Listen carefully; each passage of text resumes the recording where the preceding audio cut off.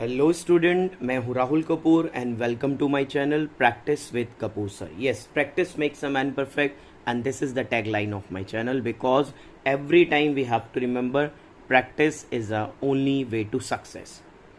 प्यारे बच्चों, आज से आप लोगों को इन वीडियोस के थ्रू मैक्रो इकोनॉमिक्स का one of the important unit which is also coming in the second term exam of 2021 and 22 session, national income revise करवाना स्टार्ट कर रहा हूँ.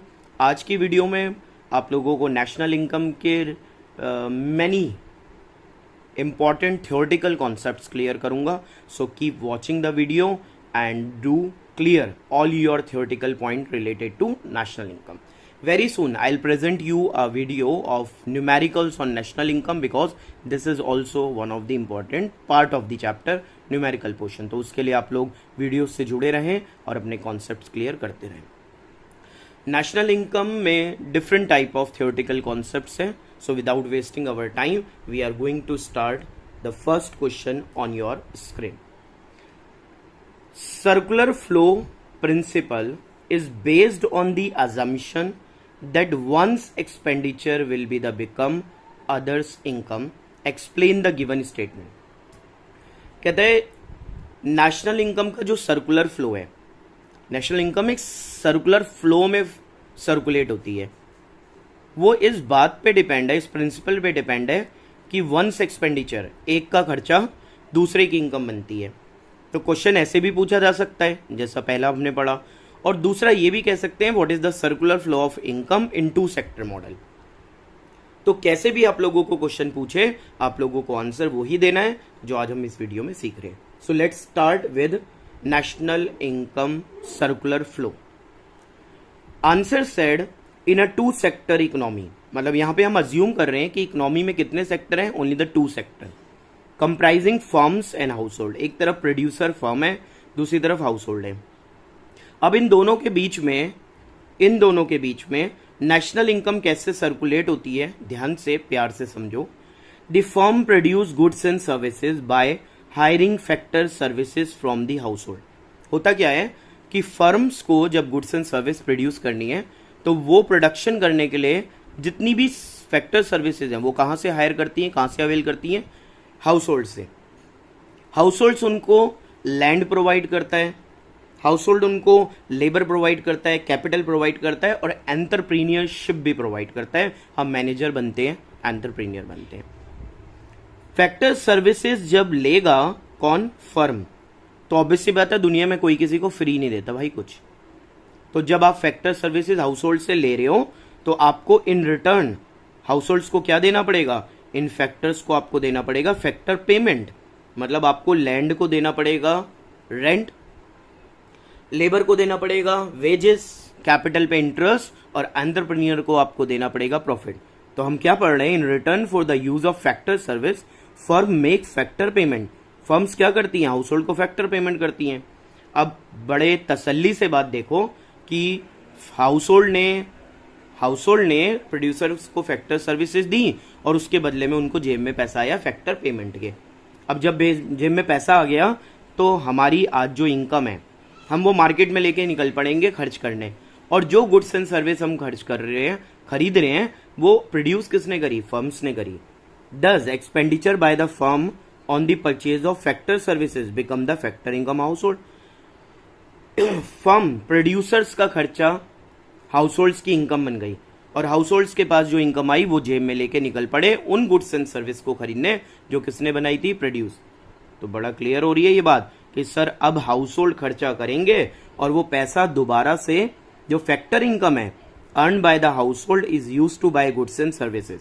वो पैसा गुड्स एंड सर्विसेज को खरीदने में चला जाएगा और उनका एक्सपेंडिचर दोबारा से फर्म की इनकम बन जाएगा.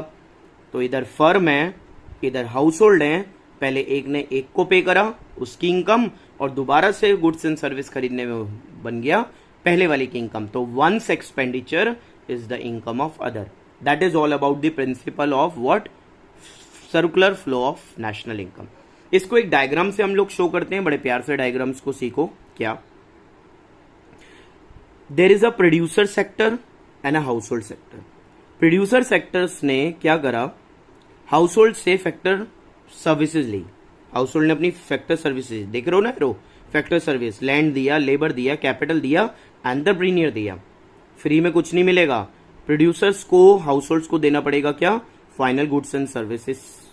हाउस होल्ड्स को देना पड़ेगा क्या, फैक्टर इनकम। इस फ्लो में देखो, लैंड को रेंट, लेबर को वेजेस, कैपिटल को इंटरेस्ट, एंटरप्रीनियर को प्रॉफिट। पहुंच गई इनकम हाउस होल्ड्स के हाथ में। हाउस होल्ड ने दी फैक्टर सर्विसेज और उन फैक्टर सर्विसेज को लेकर फर्म्स ने बनाई गुड्स एंड सर्विस। अब जो ये इनकम हाउस होल्ड्स के जेब में आ गई थी वो खर्च कर रहे हैं, एक्सपेंडिचर कर रहे हैं किन गुड्स पे, जो फर्म्स ने बनाई है। तो वो जो इनकम ऐसे आई थी ना, वो सर्कुलर फ्लो होके दोबारा प्रोड्यूसर के पास पहुंच गई। And this is all about the circular flow of national income according to this diagram. इस डायग्राम में बच्चों जो इनर सर्कल है, यहाँ पे एक अंदर का सर्कल देख रहे हो, इसमें फाइनल गुड्स एंड सर्विस मतलब physical goods and intangible services का क्या हो रहा है, एक्सचेंज हो रहा है। फैक्टर सर्विसेज ले रहे हैं, गुड्स बना रहे हैं। इस फ्लो को, इनर सर्कल को कहते हैं रियल फ्लो। बाहर के फ्लो में एक तरफ से फैक्टर इनकम आ रही है हाउस होल्ड्स के पास और खर्चा बन के जा रही है प्रोड्यूसर्स के पास, इसे कहते हैं मनी फ्लो। तो कभी कभी आपसे पूछ ले what is real flow, what is money flow, तो show this also according to this diagram. And I hope you are clear on this answer. Keep on watching and see the next answer. All my lovely student, national income की theory एक बार में ही अच्छे से समझना चाहते हो, keep on watching. Now the question said on the screen, final good include only those goods. कहता है जो फाइनल गुड्स है ना, उनमें सिर्फ वो गुड्स हैं जो कंज्यूमर कंज्यूम करता है, हाउस होल्ड कंज्यूम करता है।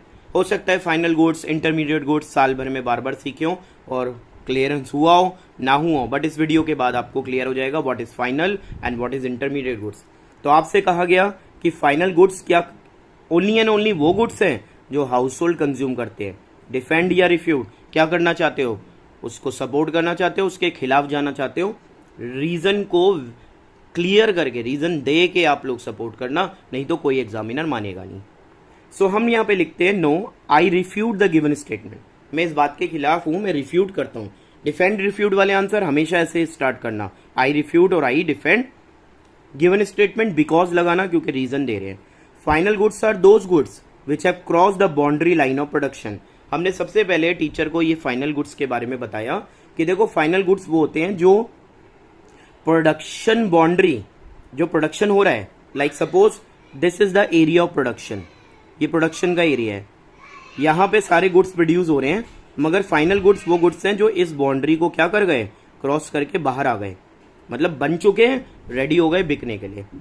तो final goods are those goods which are cross the boundary line of production and are ready for the use by both consumer and producer. हमने यहाँ पे बहुत बेहतरीन बात बोली टीचर को कि देखो वो goods boundary line of production से बाहर आ गए और उनको कंज्यूमर और प्रोड्यूसर दोनों यूज करने के लिए रेडी है। तो मतलब आप ये मत कहो कि फाइनल गुड्स खाली कंज्यूमर यूज करते हैं, नो, प्रोड्यूसर भी। क्यों, आगे बहुत क्लियरेंस रखो, देयरफॉर, बिकॉज और एवरी रीजन। क्वेश्चन मार्क कहीं मत छोड़ना एग्जाम में, वाई, व्हाट, नो, क्लियर करना है। Therefore final goods are often classified as, अब हम बता रहे हैं फाइनल गुड्स कौन से होते हैं, final consumer goods and final producer goods. एक वो जो कंज्यूमर यूज करते हैं और एक वो जो producer. Final consumer goods are goods which are finally purchase by the consumer for the satisfaction of their wants. भाई सीख लो, समझ लो, दोबारा नहीं मिलेगा, एग्जाम आ जाएंगे कि फाइनल कंज्यूमर गुड्स वो हैं जो कंज्यूमर अपनी वांट्स को सेटिस्फाई करने के लिए, मतलब बिस्लरी की बोतल खरीदी, बड़ी गर्मी लग रही है, पी, फेंक दी, खत्म, कंज्यूम हो गया। भूख लग रही है, मैकडी में बैठे बर्गर खाया, फिनिश, मतलब वांट्स सेटिस्फाई करने के लिए। उसके बाद उसका कोई एग्जिस्टेंस नहीं रहेगा, वो नहीं बचेगी, आपके पेट में चली गई, फिर कहां जाएगी, you know that. Like bread, butter, consume by the consumer. Now final producer goods are goods which are finally purchase by the producer and are generally, बड़े प्यार से समझना कि गुड्स जो हैं वो प्रोड्यूसर परचेज कर रहे हैं और जनरली वो क्या करेंगे, अपने फिक्स्ड एसेट्स की तरह यूज करेंगे फर्दर प्रोडक्शन के लिए। मतलब कि अब उन्हें आगे प्रोडक्शन करना है ना, तो वो उस प्रोडक्शन में उन गुड्स को यूज करेंगे। जैसे tractor, harvester use by the farmer, farmer के लिए तो फाइनल गुड्स है हार्वेस्टर, ट्रैक्टर क्या है, फाइनल गुड्स है, और वो फर्दर प्रोडक्शन में यूज करेगा, लाके उसे रख नहीं लेगा, उससे और आगे नई कमोडिटीज अपनी गुड्स बनाएगा। तो this is all about what the final goods are not. आपने क्या सीखा, फाइनल गुड्स सर सिर्फ वो नहीं है जो कंज्यूमर, फाइनल गुड्स वो भी हैं जो प्रोड्यूसर्स भी क्या कर रहे हैं, कंज्यूम कर रहे हैं, बिकॉज वो कंज्यूम कर रहे हैं किस लिए, फर्दर प्रोडक्शन के लिए। एग्जाम्पल दे के अच्छे से समझाया। फिक्स्ड एसेट्स का मतलब है ऑल दोज एसेट्स, वो सारे बिजनेस के एसेट जो लॉन्ग टर्म यूज के लिए यूज होंगे। आप लाओगे 1-2 महीने 1 साल में नहीं बेचोगे, तो 1 करोड़ का प्लांट लगाया, कोई होगा पागल जो सोचेगा 1-2 महीने में बेच दूं, नहीं, वो कहेगा इस 1 करोड़ का जब तक रिटर्न ना आ जाए तब तक मैं इसे यूज करूं। This is all about fixed assets and it's the answer of one of the another question that final goods include only those goods which are consumed by household. You said no, I know that कि नहीं ऐसा नहीं होता, और आपने उसको refute करके अपने आंसर को आगे बढ़ाया। सो कीप वॉचिंग एंड प्यारे बच्चों जल्दी जल्दी आ जाओ और आंसर सीख लो। नेशनल इनकम थ्योरी की सेल लगी हुई है, लूट मची हुई है, तो जल्दी जल्दी उस लूट में आप लोग भी लूट लो सारे नेशनल इनकम के थ्योरेटिकल इंपॉर्टेंट क्वेश्चन। एग्जाम आने वाला है, सारे इंपॉर्टेंट क्वेश्चंस ट्राई कर लोगे, पेपर में बैठोगे कहोगे न्यूमेरिकल भी आते हैं और थ्योरेटिकल भी आते हैं, सर ने किसी चीज में कमी नहीं छोड़ी हमारी प्रैक्टिस में, because we are watching practice with Kapoor sir. तो नेक्स्ट क्वेश्चन क्या है हमारी स्क्रीन पर, व्हाट आर एक्सटर्नलिटीज। यहाँ पे 1 by 1 आंसर सिखा रहा हूं, क्यों, क्योंकि थ्योरेटिकल है, छोटे छोटे आंसर है, 50, 60, 80 वर्ड्स के, तो ज्यादा टाइम लगाने की जरूरत नहीं है। प्यार से बेहतर से समझो और उनको 1 आध दिन में ही फिनिश कर दो, कंप्लीट कर दो। बहुत सारा कोर्स है और भी पढ़ना है, बाकी भी वीडियोस हैं, सबको देख लो फटाफट और आंसर्स को लिख लिख के कर जाओ 4 दिन के अंदर। अगर एग्जाम में 4 दिन मिले, 4 दिन में ही एग्जाम का सारा प्रिपरेशन हो जाएगा। But keep watching practice with Kapoor sir. Next answer is what are the externalities. बड़ा फेमस है ये, बड़ा इंपॉर्टेंट है, फेमस है कि एक्सटर्नलिटीज क्या है, स्टेट द टाइप, उनके टाइप बताओ। तो एक्सटर्नलिटीज का मीनिंग क्या है, एक्सटर्नलिटीज रेफर टू गुड और bad impact of an activity. आप कोई भी एक्टिविटी कर रहे हो, आपका कोई भी काम है, आप कुछ भी एक्टिविटी कर रहे हो, आप कोई भी काम कर रहे हो, उससे या तो अच्छा इंपैक्ट पड़ता है या उससे बुरा इंपैक्ट पड़ता है। तो जो उससे गुड इंपैक्ट पड़ रहे हैं, अच्छे प्रभाव पड़ रहे हैं, बैड इंपैक्ट पड़ रहे हैं, बुरे प्रभाव पड़ रहे हैं, उन होने वाले प्रभाव, उन होने वाले एक्टिविटीज के होने वाले इंपैक्ट को कहते हैं एक्सटर्नलिटीज। नहीं, काफी नहीं है, ये बात ध्यान रखना कि बुरे होने वाले इंपैक्ट्स के लिए लोगों को पेनल्टी नहीं दी जा रही, आपको पेनल्टी नहीं दी जा रही, और अच्छा काम आप कर रहे हो तो उसके लिए कोई रिवॉर्ड नहीं दिया जा रहा, तब जाके एक्सटर्नलिटीज पूरा होगा। तो एग्जाम में अधूरा मत सीख जाना कि सर ने सिखाया एक्सटर्नलिटी का मतलब मेरे करे हुए कामों का अच्छा और बुरा इंपैक्ट। नो, अच्छा इंपैक्ट, बुरा इंपैक्ट, अच्छे के लिए रिवॉर्ड नहीं मिला और बुरे के लिए क्या नहीं हुआ, पेनलाइज नहीं हुआ। प्यार से बेहतर से समझो। अब 2 बातें यहां सामने आ गई, bad impact and good impact, अच्छे बुरे। अच्छों को बोलते हैं पॉजिटिव, बुरों को बोलते हैं नेगेटिव। क्या कह रहे हो सर, ये तो हमें पहले भी पता था, कितनी बार तो वो बताते हैं, टीचर्स बताते हैं, पेरेंट्स बताते हैं, everyone the whole society is saying अच्छा पॉजिटिव, बुरा नेगेटिव।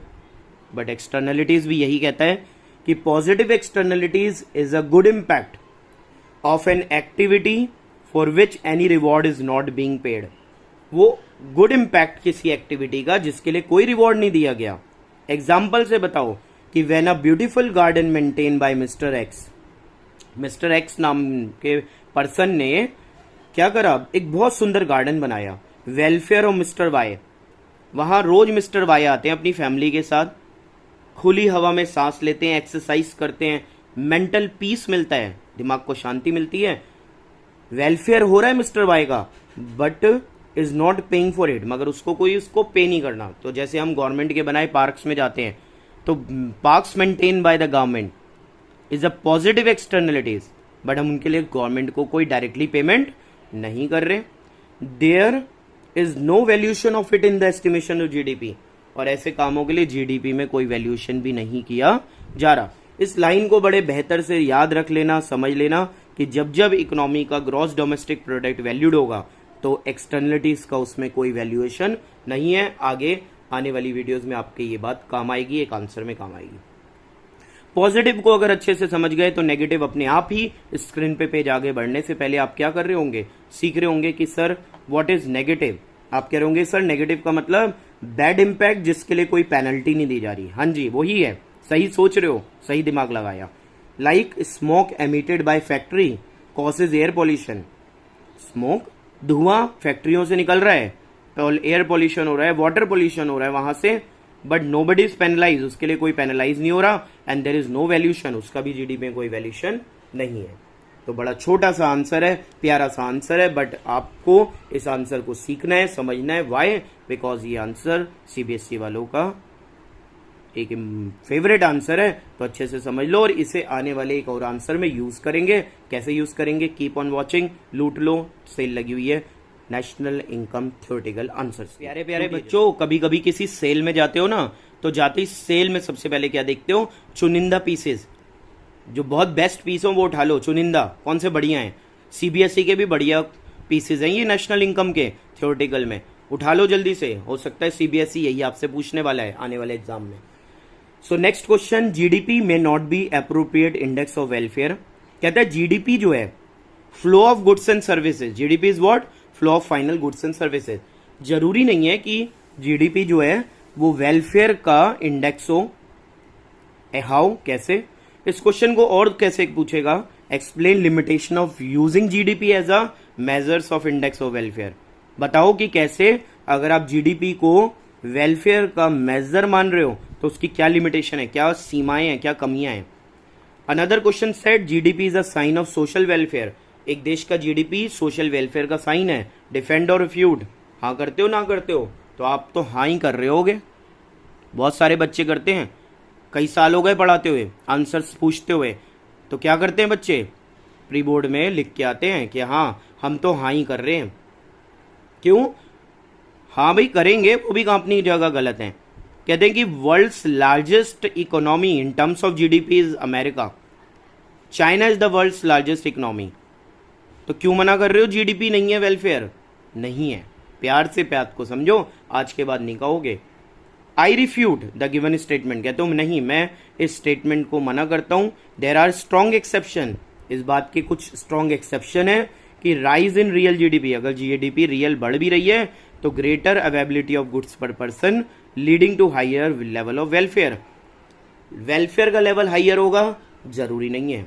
रीजन बताओ, क्या रीजन है? तो पहला है distribution of GDP. How distribution of GDP is in the economy? Flow of goods and services among the people, लोगों में बट कैसे रहा है? अमीर अमीर होते जा रहे हैं, गरीब गरीब होते जा रहे हैं। आई बात समझ? तो जीडीपी का डिस्ट्रीब्यूशन अगर अनइक्वल है, तो जीडीपी अगर राइज भी हो रही है, बढ़ भी रही है, तो GDP has no meaning if there is a vast difference in the poor and rich. If the gulf between the poor and rich, अमीरों और गरीबों की खाई बढ़ती जा रही है, तो फिर ऐसी जीडीपी का क्या फायदा? तो आई बात समझ कि जीडीपी राइज होना बट डिस्ट्रीब्यूशन का अनइक्वल होना, सोशल वेलफेयर नहीं होगा। कॉम्पोजिशन, बनावट, क्या बनाते हो तुम? व्हीट एंड राइस, बढ़िया बात है, गरीबों के काम आएंगे, सारे लोगों के काम आएंगे पेट भरने के। मगर आप हेलीकॉप्टर, बंदूकें, मिसाइल खा लेंगे लोग? नहीं। तो एक चीज पे फोकस मत करो। तो what is the composition as a limitation? कैसे कॉम्पोजिशन लिमिटेशन है? तो composition GDP not be welfare oriented. हम लिखते हैं कि हो सकता है जीडीपी का जो कॉम्पोजिशन है वो वेलफेयर ओरिएंटेड ना हो। क्यों? Even when the level of GDP tend to rise, अगर जीडीपी बढ़ भी रही है, there is no direct increase in the welfare. जरूरी नहीं है कि इंक्रीज इन वेलफेयर डायरेक्टली होगा मासेस, मासेस माने वाइड स्प्रेड पब्लिक का, because GDP is related to increase in production of defence और लग्जरियस गुड्स। डायमंड बना रहे हो, सोफा बना रहे हो, एसी बना रहे हो, इतनी बड़ी पॉपुलेशन 136 पॉइंट समथिंग करोड़ की पॉपुलेशन नहीं अफोर्ड कर सकती ऐसा सब कुछ, तो वेलफेयर तो कहीं नहीं होना, जाओ घर बैठो। नॉन मॉनेटरी एक्सचेंज, हमारे इकोनॉमी में कई सारे ऐसे एक्सचेंज है, कई सारी ऐसी एक्टिविटी हैं जिन्हें हम कहते हैं नॉन मॉनेटरी एक्सचेंज, और इसका अलग नाम सुना होगा, एक और नाम सुना होगा क्या? Non monetary exchange. एक और नाम क्या सुना? बोलो अपने आप से, अंदर बोलो, नहीं बोल रहे? Non economic activity, economic activity और नॉन इकोनॉमिक। तो मान लेते हैं आपकी मदर आपको पढ़ा रही हैं, कोई पैसा चार्ज नहीं कर रही, आप अपने घर के गार्डन में सब्जियां उगा रहे हो और उन्हीं को तोड़ के खा रहे हो, कोई वैल्यूएशन नहीं है जीडीपी में। तो ऐसी सारी की सारी एक्टिविटी जिनका कोई रिकॉर्ड नहीं है, many transactions are not recorded as they are non monetary, so these transaction give under estimation to GDP. GDP under estimate होगी, उतनी काउंट नहीं होगी जितनी जीडीपी बन रही है। क्यों? क्योंकि हम उसका कोई एस्टिमेशन ही नहीं कर रहे, मदर आपसे चार्ज नहीं कर रही, और सब्जियां जो उगाई गई वो जीडीपी में काउंट नहीं हुआ। तो that is why we should say hence it is not a proper index of welfare. उससे वेलफेयर तो बहुत हुआ, सब्जियां उगाई, अपने घर में उगाई और अपने घर में खाई, पेरेंट्स ने आपको पढ़ाया, वेलफेयर तो बहुत हुआ, बट जीडीपी में काउंट थोड़ी ना हुआ। That's all, and that's all about non estimation of non monetary exchange in the GDP. तो ये लिमिटेशन हुई ना जीडीपी की एस्टिमेशन में, इसलिए कह रहे हैं जीडीपी ज्यादा होना और जीडीपी कम होना कोई वेलफेयर का सूचक, वेलफेयर का इंडेक्स नहीं है।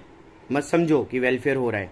और एक इसमें पॉइंट जो है वो मैं आप लोगों को इसी वीडियो में पढ़ा चुका हूं, एंड दैट्स कॉल्ड एक्सटर्नलिटीज। अभी पढ़ा है ना एक्सटर्नलिटीज, उसे जाके अच्छे से दोबारा पढ़ लो, क्योंकि एक्सटर्नलिटीज भी तो जीडीपी में क्या कर रहे होते हैं, बैड और गुड इम्पैक्ट विदाउट रिवॉर्ड।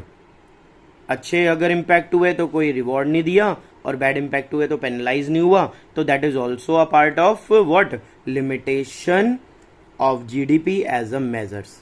तो उसको अब पढ़ा ही चुका हूं, दोबारा क्या समझाऊं, अच्छे से समझ आ गया होगा। और इसी के साथ में ये वीडियो मैं क्लोज करता हूं, और उम्मीद करता हूं कि अभी तक के थियोरेटिकल कॉन्सेप्ट आप लोगों को नेशनल इनकम के समझ में आ गए होंगे। Keep watching, be with us, बने रहिए, और नेक्स्ट पार्ट में वीडियो का थ्योरी